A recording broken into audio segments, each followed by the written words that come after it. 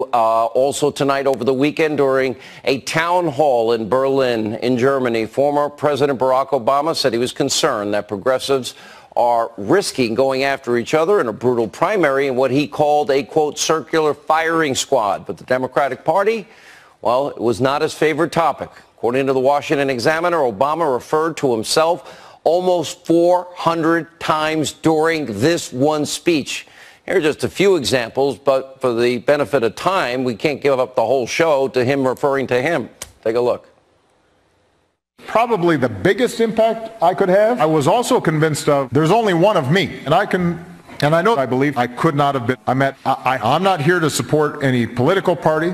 I've held my last political office, but I'm deeply invested. I'm assuming, I always used to say, I think you can. Actually, I'm not sure. Am I correct about that? I've got to take and I was elected. I can give you a little bit of this. I've been on both sides. When I helped, I was the first I can get, I think I'll be able to, I know from experience, that's what I'm going to do. I knew I'd work until 2. I did not read, I think, and even as president, I was a pretty busy guy.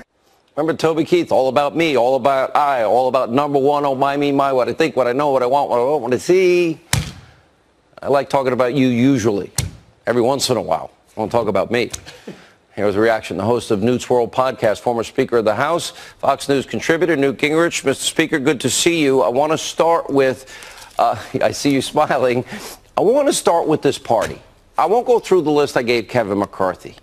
Stack the Supreme Court, get rid of the Electoral College, abortion during labor and after labor. I mean, then the new Green Deal. You get it. Well, first of all, I think we should remember that the I, me president presided over the collapse of his own party.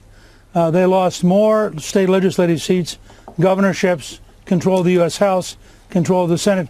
In a sense, that's because in the end, while Barack Obama loved Barack Obama, the country sort of wanted somebody to actually deliver something.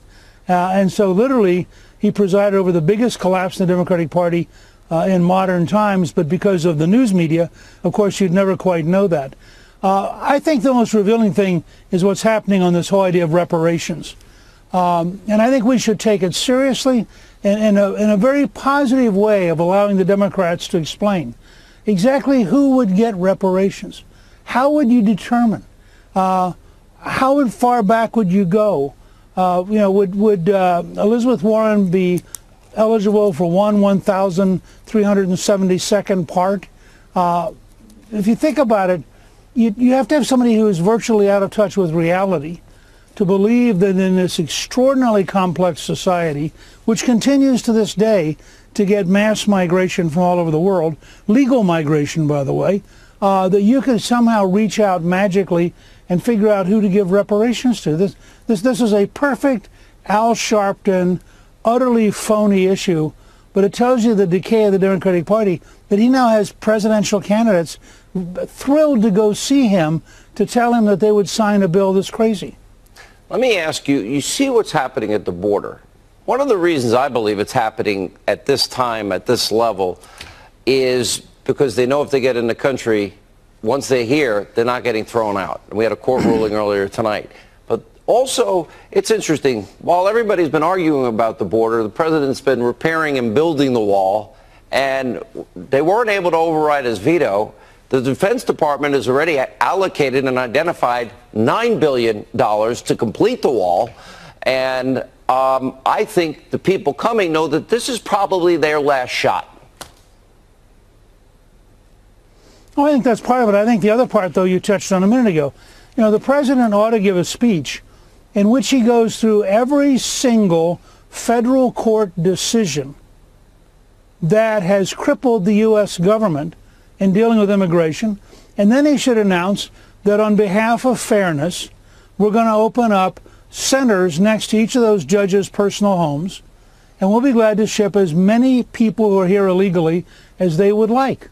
And some of those, I'm sure some of the Ninth Circuit Court judges would be thrilled to have 500 illegal immigrants in the house next to them. But this whole idea of these judges who capriciously exercise their liberalism at no cost, then no cost to them personally, no cost to them professionally. And I think that the president ought to take that head on. Last question, real quick, we're running out of time. Your concern, China, their 5G expansion, we're falling behind. The Defense Innovation Board just came out and said we are losing badly. It may be the first strategic defeat in our competition with China. And if they create a Chinese internet worldwide, we are in very deep trouble. We better figure out defenses for all the hacking that goes on against our country and our government. Apparently, we keep allowing this to happen. That's why Hillary's server was so bad. Mr. Speaker, great to see you. Congrats on the podcast, as always, and everything you do. Tonight, some are reminded of 2013 when the IRS official Lois Lerner revealed that the agency was targeting conservative groups seeking tax-exempt status. As House Democrats ramp up their demands to see President Trump's tax returns, Republicans say this, quote, weaponization of the IRS is happening again. Earlier, I spoke with one of those Republicans, Senator Chuck Grassley, chairman of the House Finance Committee. Let's start with this request for the president's tax returns and whether or not you think there is a politicalization or a weaponization, as these words are thrown around so much lately, in that request.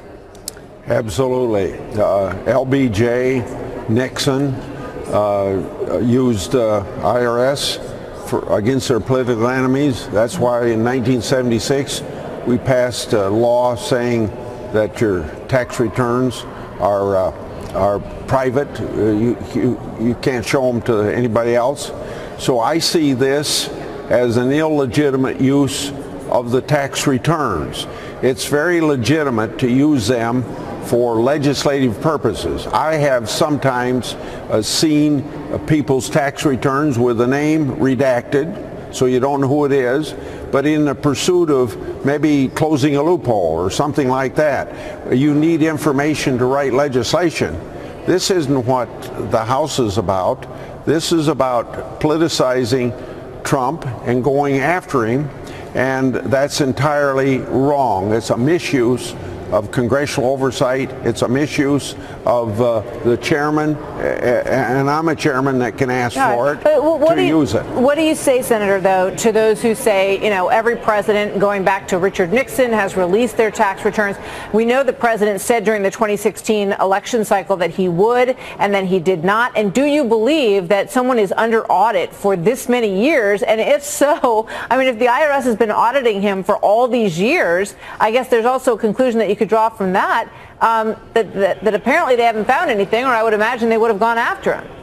Well, of course. Now, every president that's done it since Nixon's, it's voluntary. If the president wants to do this voluntarily, that's his decision.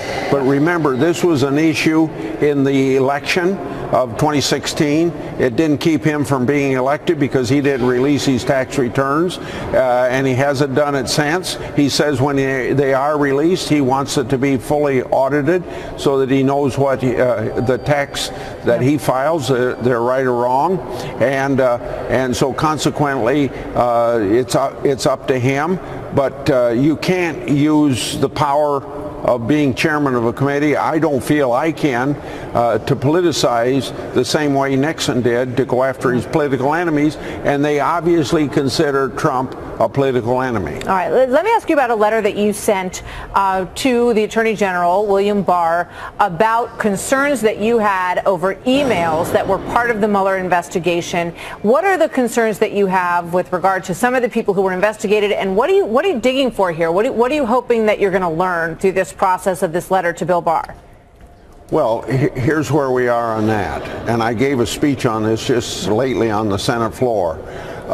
It deals with people going after the Mueller report and wanting to see it fully, not in a non-redacted version, and they seem to be religiously pursuing that at the very same time that a lot of us have been pursuing things that ought to be fully investigated, that were similar presumed violations of laws. If you want to investigate something fully and have all the documents, doesn't it apply to all sorts of political interference in the operation of the Justice Department and the politicization of the CIA that it ought to be used for you want to investigate the origins of the investigation, and you want to make sure that that is also happening when there's a request for full disclosure. It seems like both sides just only want what they're interested in, but I think both sides should have the transparency that you're seeking in order to really figure out what happened on all sides of this equation. Before I let you go, sir, I just want to get your reaction to the changes that happened today at DHS. And do you think it is right that Kirstjen Nielsen, the head of the Homeland Security Department, is now moving on? I'm surprised that concerning what the president said last October and November about her, about ready to fire her, and everything seemed to have gone smoothly since then, I'm very surprised. But the president has a right to have whoever he wants, and the acting person is very well qualified. I'm worried about what I have seen further down in the bureaucracy, like in the Immigration Service, where I know Director Cisna of that, and I know his policy director there, because the policy director, Kathy, worked for me for 17 years. Cisna was on my staff as a detailee for 3 years, working with Kathy. They are now the policy people down there that give an intellectual and a policy basis for exactly the policies that the president wants in immigration, and it would be a real mistake if they go that far down into the bureaucracy to fire good people like that I've worked with for 17 years. All right, Senator Grassley, thank you very much. Good to see you tonight as always, sir. Thanks for being here.